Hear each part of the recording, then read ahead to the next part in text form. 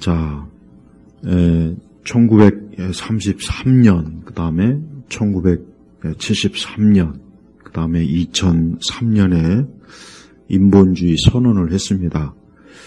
그 인본주의 선언은 누가 했냐? 그 당대에 저명한 유명 인사들, 정치가나 학자나 예술가나 이런 사람들이 모여서 인본주의 선언을 했어요. 그래서 3번에 걸쳐서 수십 년 동안 했죠. 1933년부터 73년, 2002년 이렇게 3번 이렇게 몇십 년을 간격으로.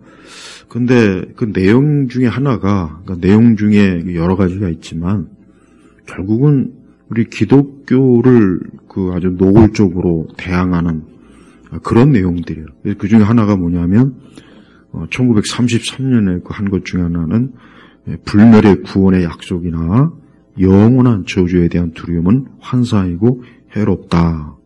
그 인본주의 선언을 하는데 그 종목 중에 하나가 불멸의 구원의 약속이나, 이건 우리 기독교를 얘기하는 거 아닙니까?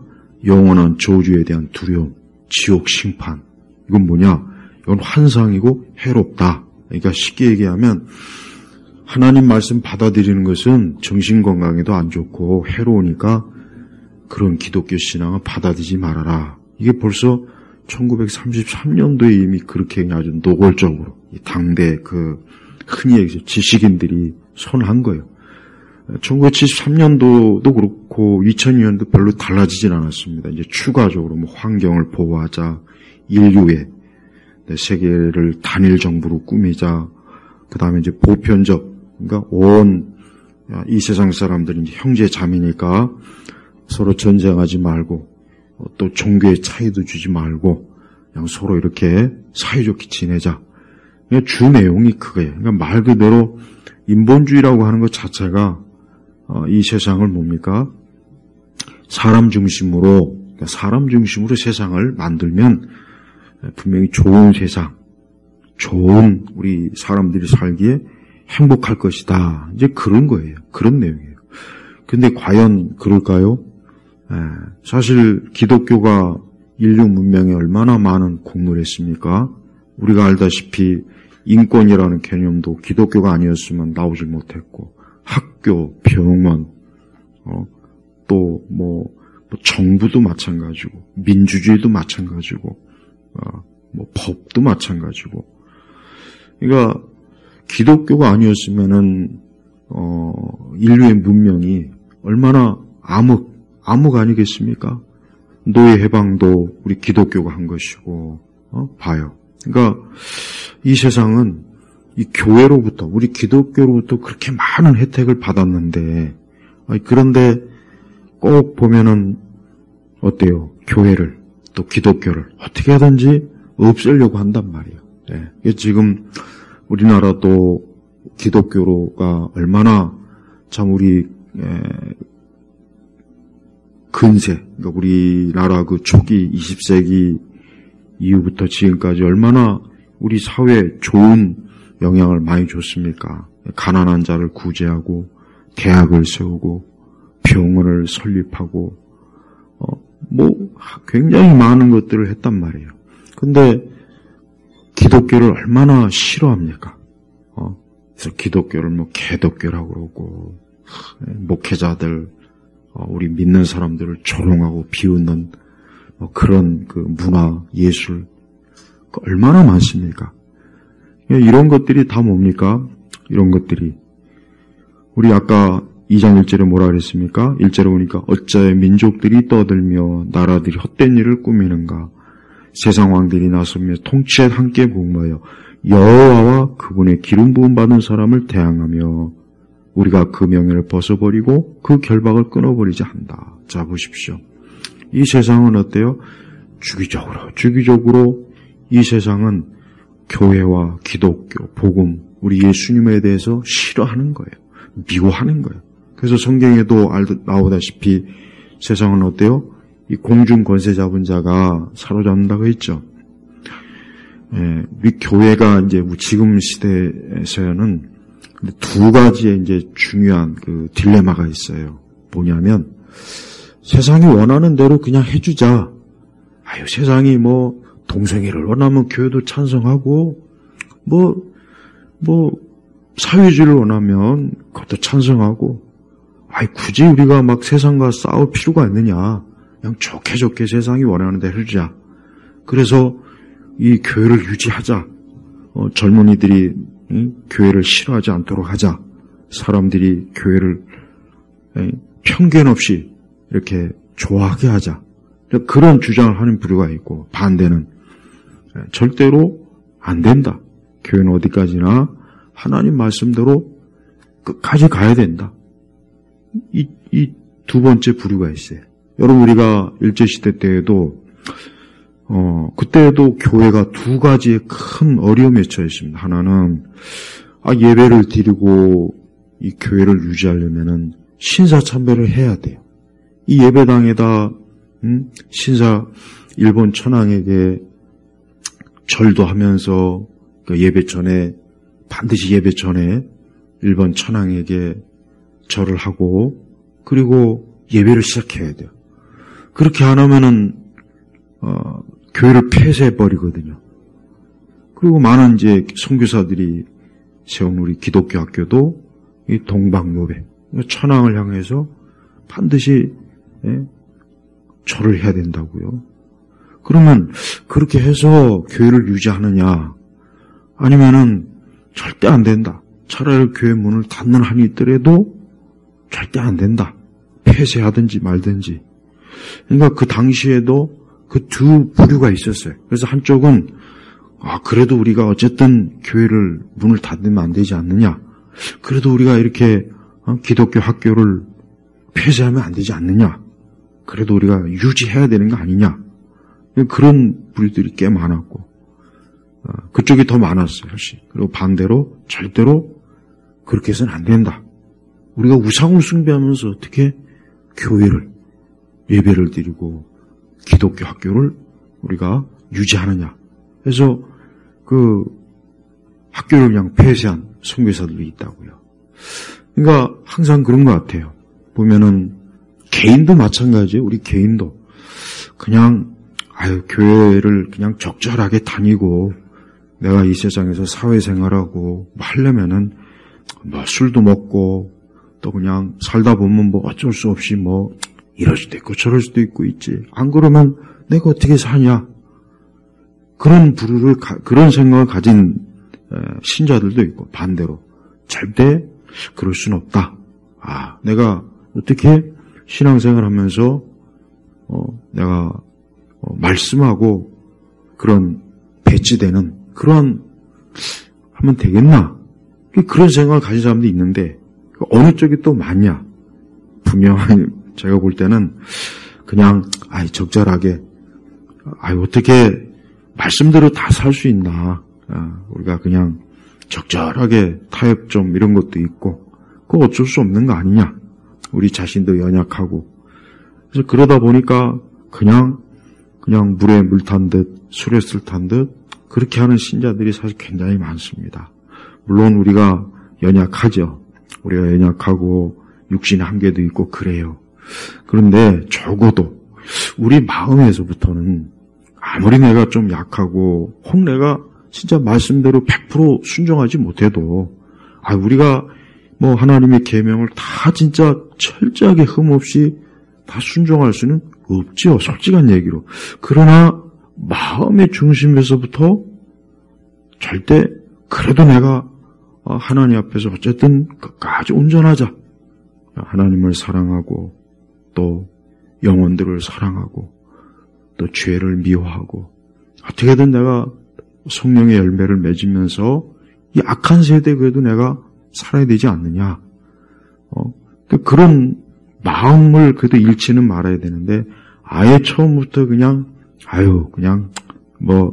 너무 그렇게 피곤하게 신앙생활은 안 되니까 그러면은 괜히 따돌림도 당하고 사회생활도 못하고 직장생활도 괜히 힘들어지니까 그냥 적절하게 하자.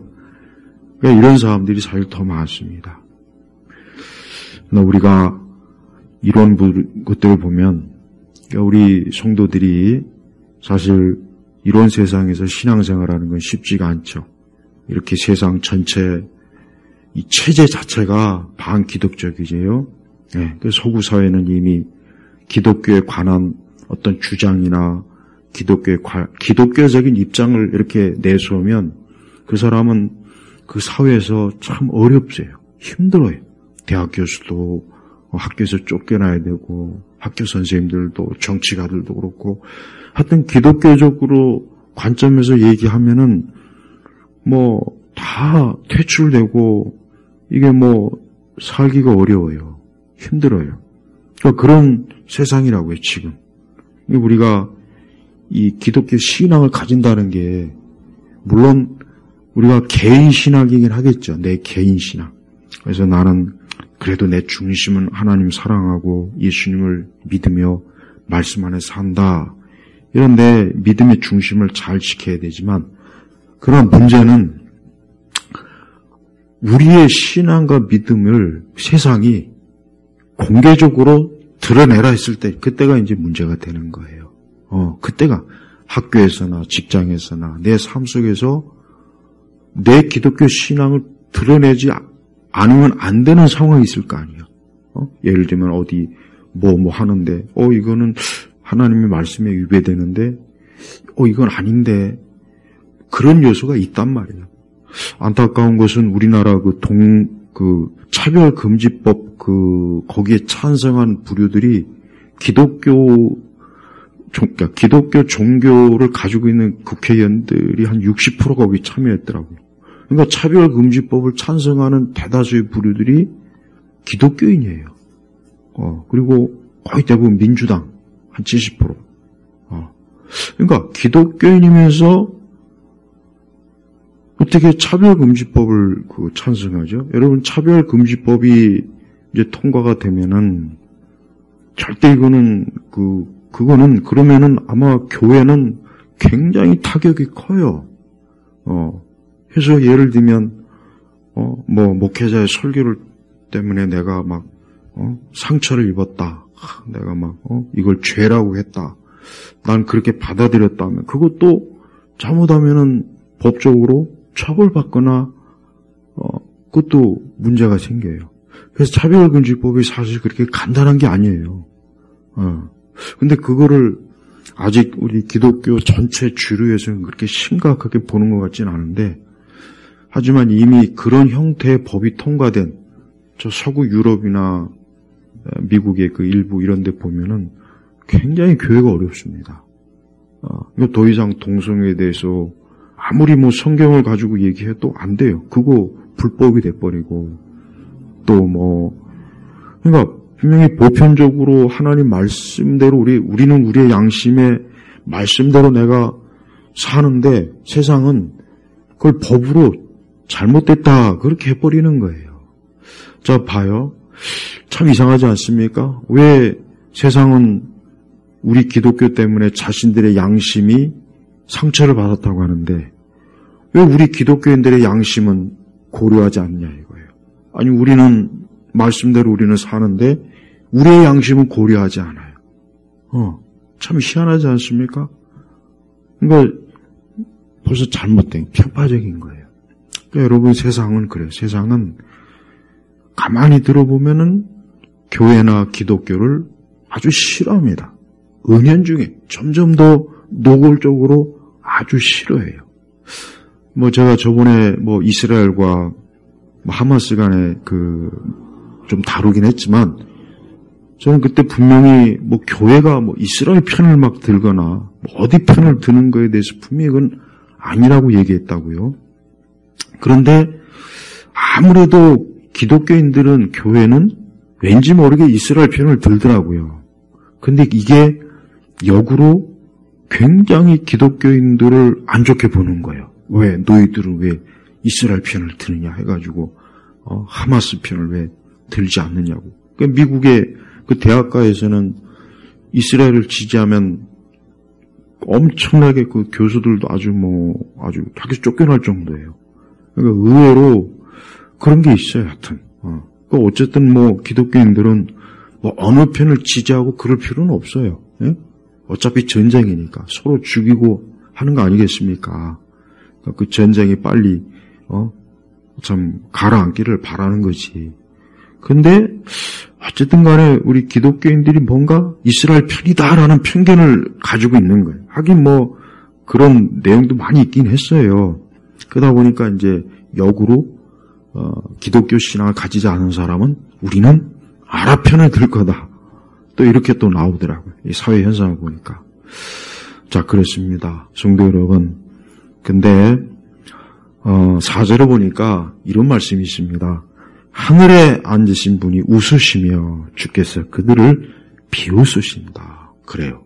우리가 이 세상 역사를 보면은 아까도 얘기했지만은 교회와 기독교, 우리의 신앙, 우리 성도들 복음을 얼마나 멸시하고 비웃고 조롱합니까? 그게 뭐 로마 그 초대교회 때부터 얼마나 그게 극심했습니까? 근데 하나님께서 그거를 보시고 뭐 한다고요? 웃으시며 비웃으신다. 그러니까 이 세상의 통치자가 누군지를 모른다는 거예요. 이 사람들은 세상의 통치자가 누군지를 모르는 거예요. 성경은 이 세상 통치는 누가 하십니까? 하나님이 하시잖아요. 하나님이 하신다고. 그런데 이 세상은 이 민족들, 이 세상 수많은 사람들은 마치 사람이 아까도 얘기했지만 이 인본주의 선언은 전반적으로 보면은 굉장히 반기독교적인 내용이 아주 곳곳에 있어요. 그 선언 하나하나 보면 진화론적이고 또 사회정의, 뭐 세속주의, 또 환경을 뭐 절대적으로 그래서 마치 이 지구를 우리가 지키자 하는 거예요. 우리가 지키자. 성도 여러분, 그게 과연 맞는 얘기일까요? 이 세상을 누가 지켜주십니까? 분명히 성경에는 만물을 누가 붙잡고 계세요? 하나님이 만물을 붙잡고 계세요.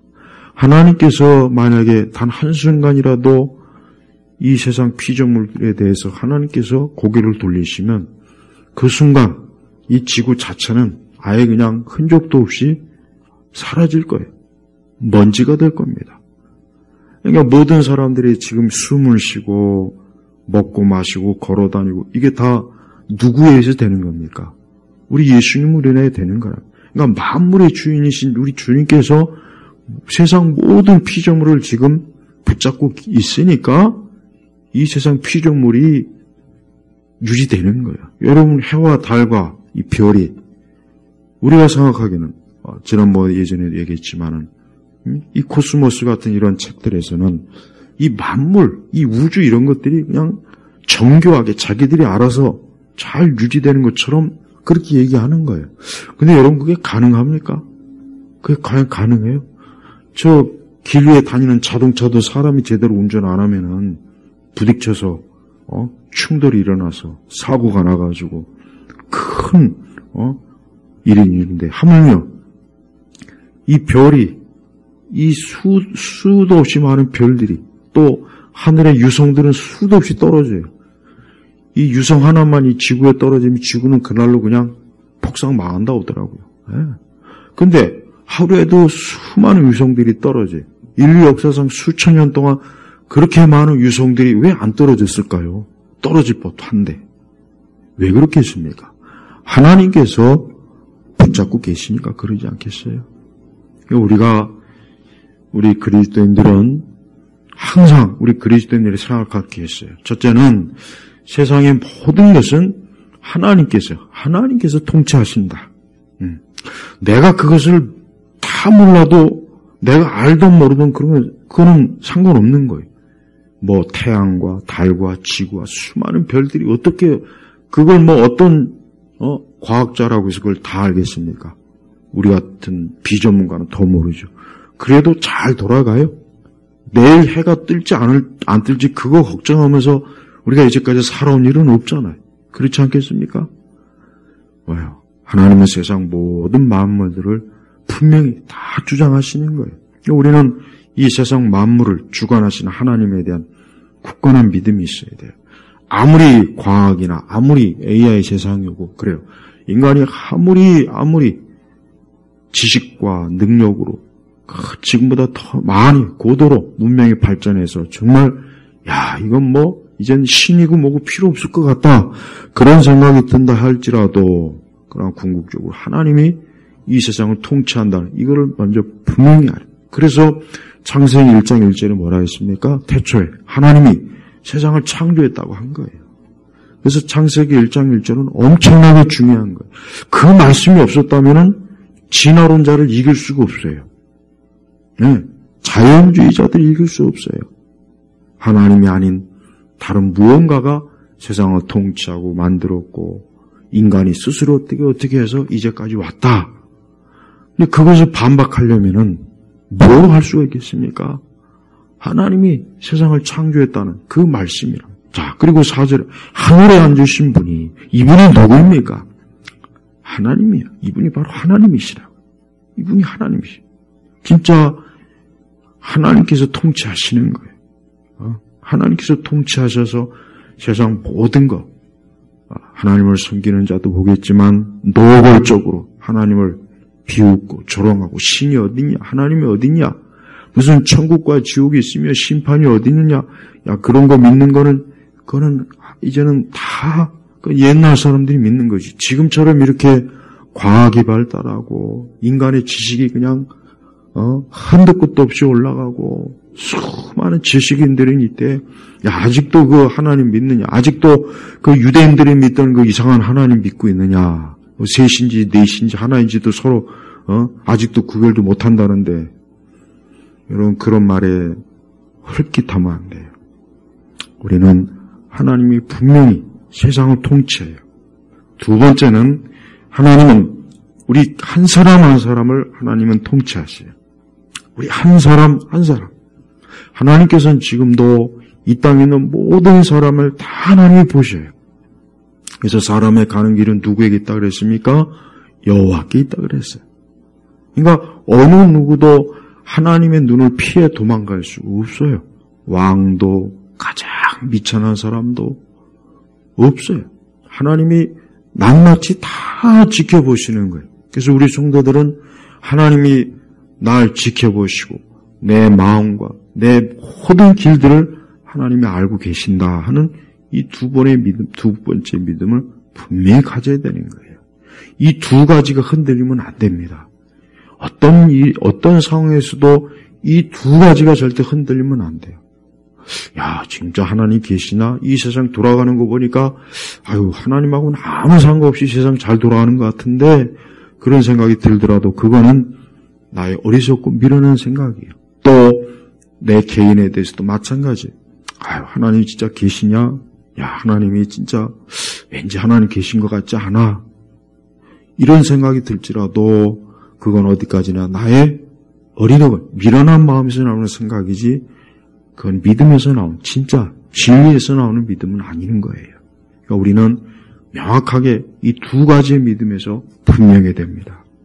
여러분 시편 2편은요 아주 명확하게 앞으로 오실 예수님에 대해서 아주 잘 그냥 하나님께서 말씀을 계시하셨어요. 아주 시편 2편만큼 그냥 명확하게 오실 예수님을 이렇게 증거한 구약 본문이 없을 정도로 하나님께서는 지금도 이 땅과 이 세상이 어때요?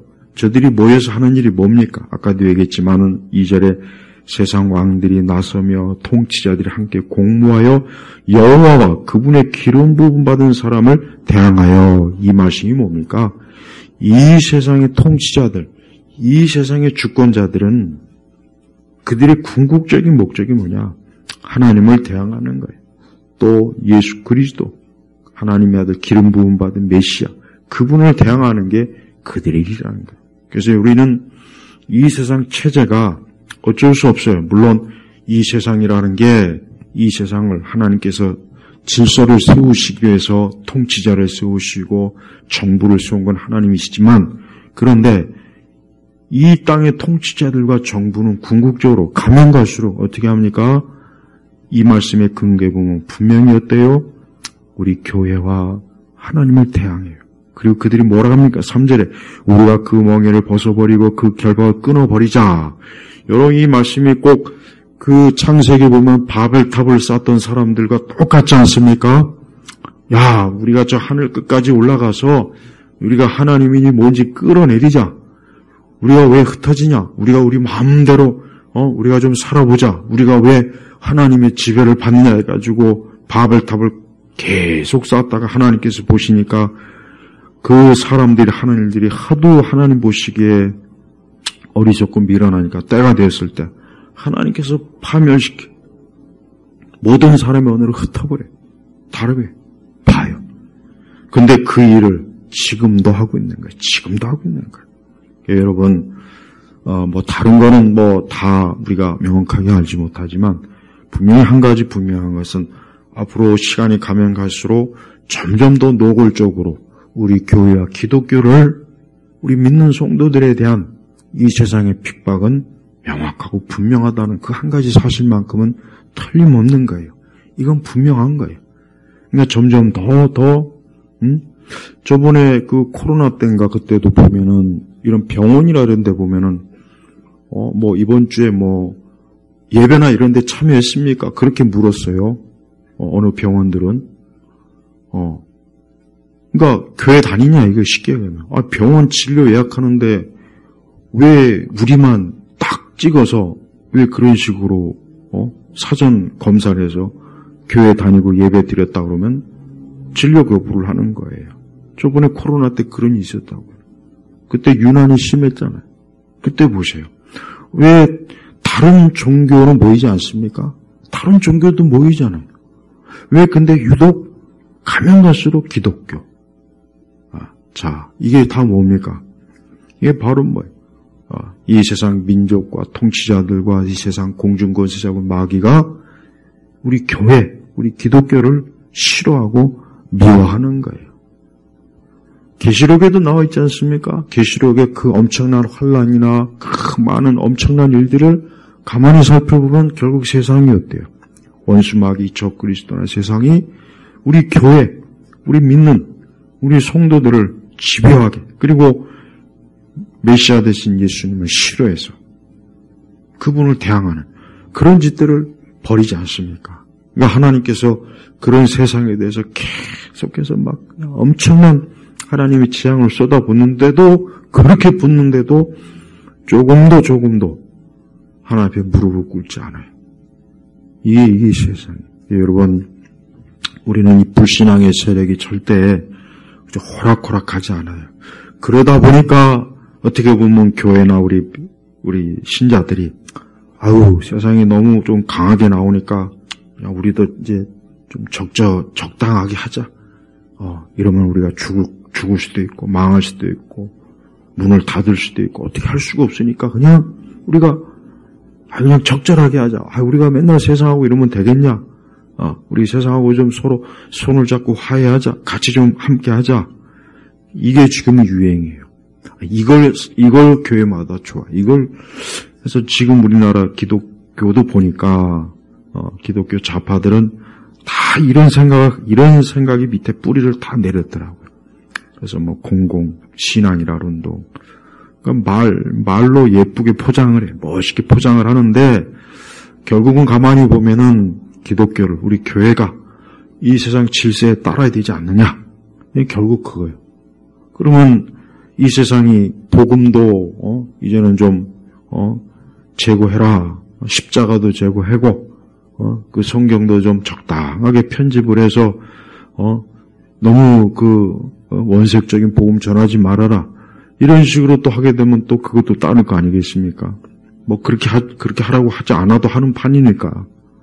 여러분, 우리는 그러나 그 모든 거에 대해서 뭐라 하겠습니까? 5절에 보니까 그때 그분께서 그들에게 노하여 말씀하시고 그들을 그분의 진노로 놀라게 하시며 내가 나의 왕을 나의 거룩한 산 시온에 세웠다 하실 것이다. 그래요. 하나님은 여러분 이 세상이 하나님께 대항하는 그 모든 일들에 대해서 어떻게 합니까? 어떤 식으로든 하나님의 진노가 내리게 되어 있습니다. 이걸 우리가 꼭 알아야 돼요. 하나님이 그걸 가만히 보고만 있는 것이 아니라 어떤 식으로든 하나님의 진노를 반드시 내려요. 그리고 앞으로 내릴 거예요. 그러니까 우리 성도들은 하나님께서 하시는 일에 대해서 의심하지 말고 우리는 우리의 신앙과 믿음을 잘 지켜야 되는 거예요. 그러면서 나의 왕을 나의 거룩한 산 시온에 세웠다. 그건 뭡니까?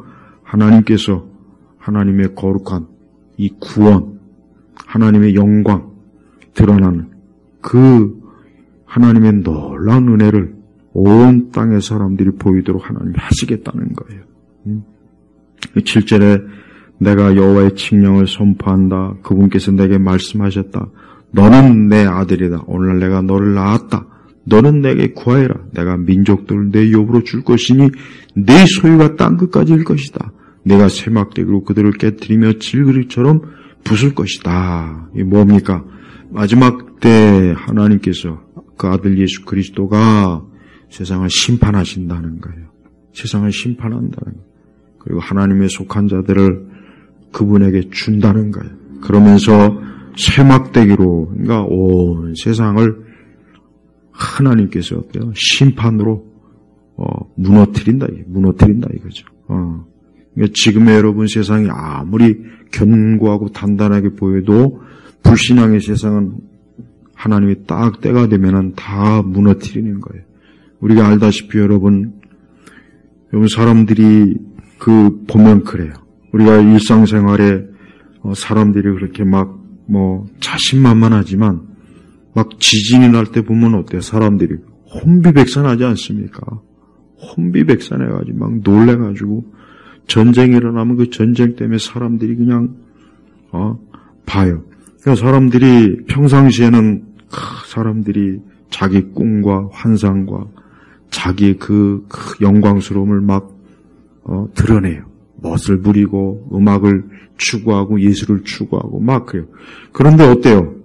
큰 일이 생기면 사람들은 다 놀래서 뒤로 넘어지고 자빠지고 그런 걸 보면은 무슨 생각이 드냐? 야, 이 다음에 하나님께서 진짜 제대로 된 진노를 나타낼 때는 그때는 어떻게 할 것인가? 좀 그 생각이 들더라고요. 우리 성도들은 항상 하나님 앞에서 늘 겸손해야 돼요. 이 세상의 문제는 뭡니까? 겸손하지 못한 거예요. 사람들도 그러죠.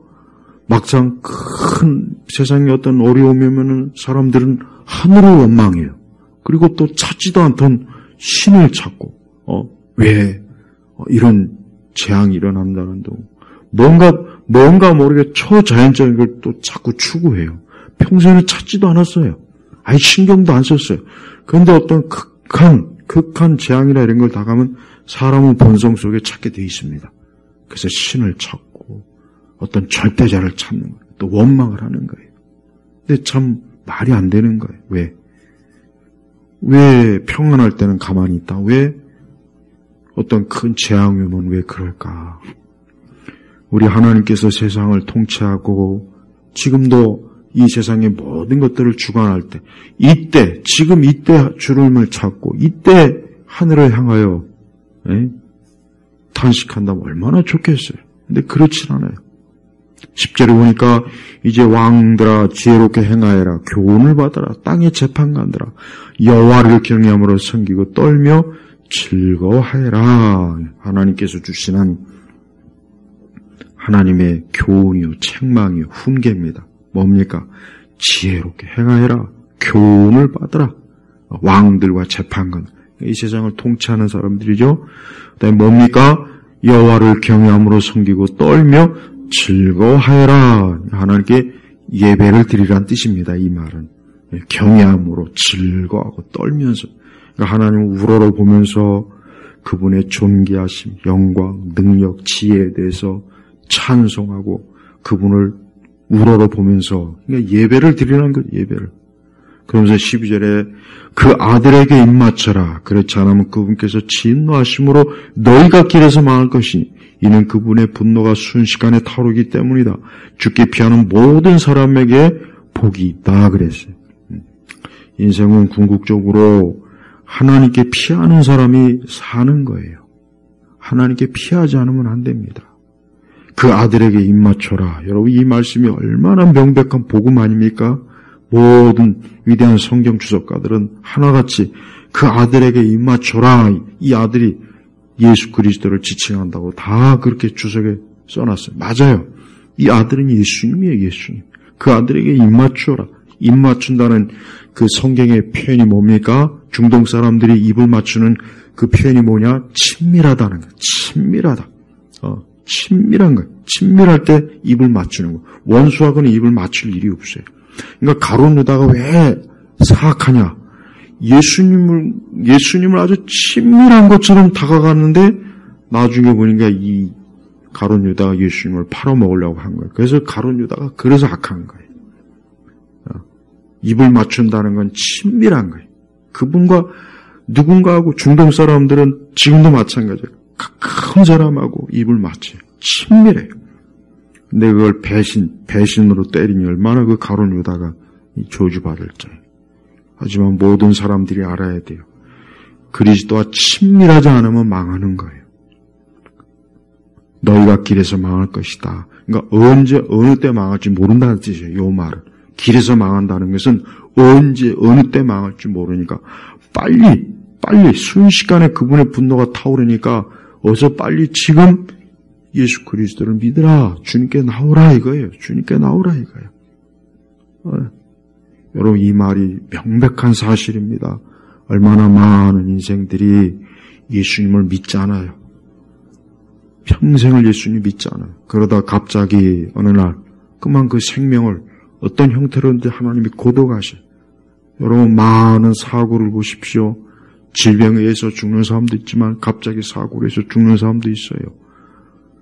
그냥 생각지 못한 때 자기 생명이 고도해지는 사람이 굉장히 많습니다. 진짜 많아요. 그런 거 볼 때마다 생각나는 것은 그 생명이, 저 영혼이 하나님 앞에 갔을 텐데 어떻게 갔을까? 그 생각밖에 안 들어요. 12절의 말씀은 긴급한 말씀이에요. 빨리 그 아들에게 입 맞추라 이거예요. 늦장 부리지 말고 여유 부리지 말고 지금 세상이 좋다. 이 세상에 살기 좋구나. 재밌구나. 그냥 대부분의 사람들은 그냥 눈에 보이는 세상에 그냥 취해 있잖아요. 그냥 직장, 가정, 친구들 그냥 그게 전부라고요.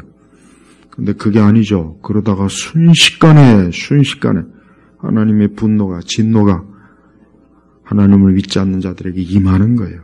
그래서 마지막에 죽게 피하는 모든 사람에게 복이 있다. 여기서 말하는 복이 뭐냐? 이 복은 물질적인 복을 얘기하는 것이 아니라 그의 궁극적인 그 영혼이 안전하다는 거예요. 안전한 이후의 복을 얘기하는 거예요. 안전한 거예요. 그러니까 예수 그리스도 그분을 믿는 사람은 지금 안전한 거예요. 아주 안전한. 그러니까 더 이상 바랄 것 없이 안전한 거예요. 안전한. 근데 그 안전하지 못한 사람이 얼마나 많습니까? 안전하지 못한 지금 위험한 자리에 있어요.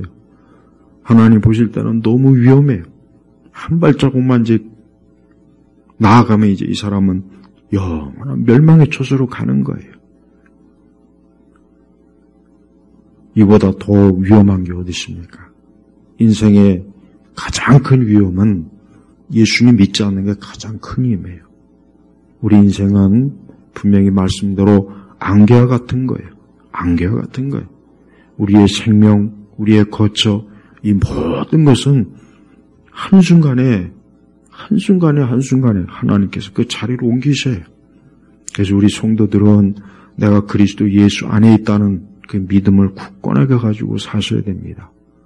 또 믿지 않는 자들과 믿지 않는 세상의 통치자들, 믿지 않는 이 세상은 지금도 그 하나님의 진노가 얼마나 무서운 줄도 모르고 어때요? 마음껏 교회를 조롱하고 복음을 조롱하고 하나님이 어디 있느냐, 하나님의 심판이 어디 있냐. 참 희한한 게 교회가 과거보다는 훨씬 더 그 존재감이나 영향력이 확 떨어졌는데 그래도 교회를 집요하게 이렇게 하는 거 보면은 이게 누가 하는 겁니까? 마귀가 하는 거죠. 그 배후에 사단이 하는 거예요. 아니 솔직히 교회가 무슨 영향이 있습니까? 지금 세상에 중세 시대도 아니고 무슨 기독교가 왕성한 시대 같으면 또 모를까? 아니 지금 솔직한 얘기로 교회가 뭔 큰 힘이 있습니까? 무슨 정치적인 힘이 있습니까? 미국도 교회가 그렇게 이제는 힘이 없어요. 점점 지금 떨어져 가고 있어요. 유럽은 거의 교회들이 거의 죽었다고 보면 돼요. 거의 유럽은. 무슨 정치적인 힘이 있어요. 아니, 그런데 왜 유난히 그렇게 교회를 집요하게, 꼭 교회만, 항상 모든 정책을 가만히 보면 교회. 항상 교회를 걸고 넘어지. 왜 그렇습니까? 하나님께 속한 무리니까 그런 거예요. 하나님에게 속한 무리니까 이 세상, 이 원수 마귀가 미운 거예요. 어떻게 하면 저 꼴 보기 싫은 교회, 마치 이스마엘이 이삭을 희롱했잖아요. 그러니까 그걸 보고 사라가 그냥 한순간에 그냥 확 열이 뻗쳐갖고 아브라함한테 저 빨리 쫓아내라고. 지금도 그래요. 여러분 역사 속에서 계속 이스마엘은 이삭을 괴롭혀요. 세상은 교회를 괴롭히는 거예요. 그 이삭은 교회를 상징하는 거예요. 우리 믿는 자를 얘기하는 거예요. 이스마엘은 뭡니까? 불신자, 불신앙의 세계. 그러니까 이 세상 끝날 때까지 항상 이 세상 불신과 불신자, 불신앙의 세력은 교회, 우리 기독교인들을 지배하기 싫어하고 미워합니다. 이건 변함이 없는 거예요. 하지만 하나님께서는 반드시 어때요? 자기 백성과 교회를 괴롭힌 그 모든 이들에 대해서 하나님이 어떻게 합니까? 순식간에 그분의 분노가 순식간에 타오른 거예요.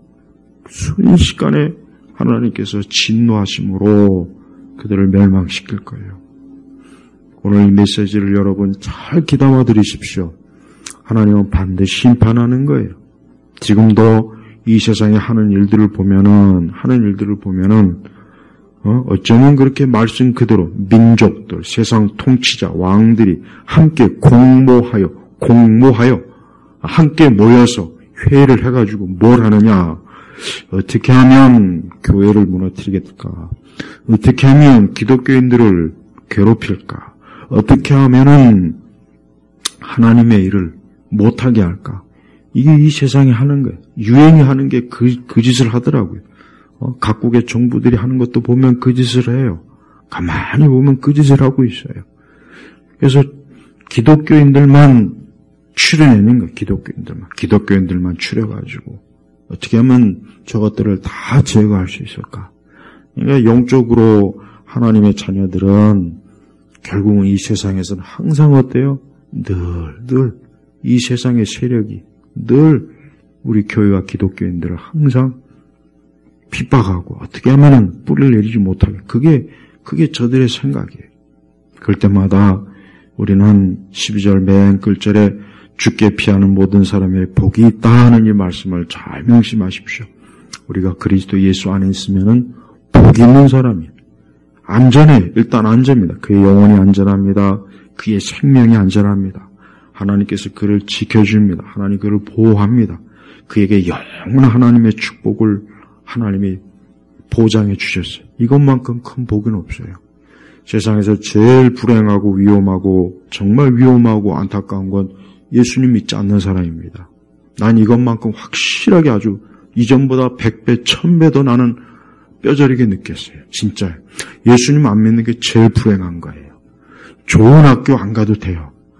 혹 부자가 정말 안 돼도 되고 건강하지 않아도 됩니다. 예, 건강도 참 중요하긴 하지만 그러나 그 모든 것들이 다 정말 다 문제가 있어도 예수님 믿지 않는 거에 비하면 아무것도 아닙니다. 그거에 비하면 진짜 아무것도 아니에요. 정말 아무것도 아닙니다. 예수님 믿는 게 얼마나 큰 좋은 일인지를 안다면 그 하나만으로도 이 세상이 그러니까 하찮아 보일 거라는 거예요. 우리 성도들이 알아야 돼요.